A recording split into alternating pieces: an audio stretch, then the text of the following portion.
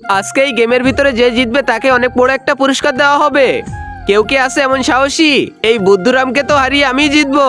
জিনি, চলো তাহলে আমরা এই প্রতিযোগিতাটা করি। তোমার সাথে কখনোই না, কারণ ইয়াশ তো আমাকে সবসময় বিরক্তর মধ্যে থাকে, আর এর সাথে খেলা করলে তো আমি হেরেই যেতাম।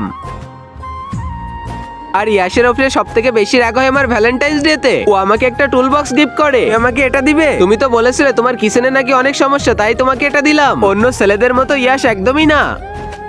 ইয়াশ দেখো এখানে কত সুন্দর একটা ডায়মন্ডের রিং, আমি এটা নিতে চাই। আমার কাছে এত টাকা নেই।